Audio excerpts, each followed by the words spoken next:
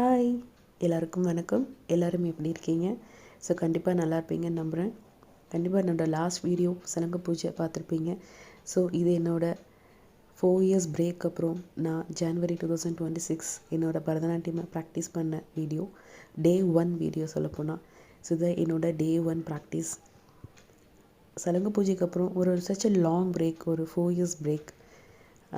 இது நான் பிளான் பண்ணவே இல்லை. சும்மா கொஞ்ச நாள் பிரேக் எடுக்கலான்னு பார்த்தேன். பட் ரொம்ப நாள் பிரேக் ஆகிடுச்சி.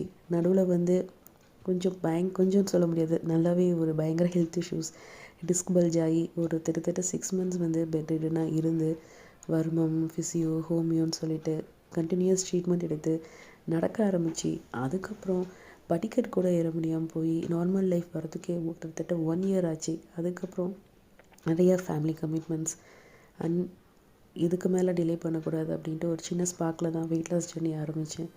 ஆல்மோஸ்ட் ஒரு 80% கடந்திருக்கேன் அதில். ஸோ இதுக்கு மேலே டிலே பண்ணக்கூடாது அப்படின்ட்டு தான் இந்த வருஷத்தை 2026 என்னோடய ப்ராக்டிஸ்லேருந்து தொடங்கியிருக்கேன். ஸோ முன்னாடி பார்த்திங்கன்னா 110 kg இருந்தப்போ என்னால் கிட்டத்தட்ட 5 மினிட்ஸ் கூட என்னால் முழுமண்டி உட்கார முடிஞ்சது. இதில் என்னால் முழுமண்டியே உட்கார முடியல. ஸோ இது எப்படி நான் மாற்றி கண்டினியூஸாக 5 மினிட்ஸ் சாங் ஆட போகிறேன்ட்டு எனக்கே தெரியல.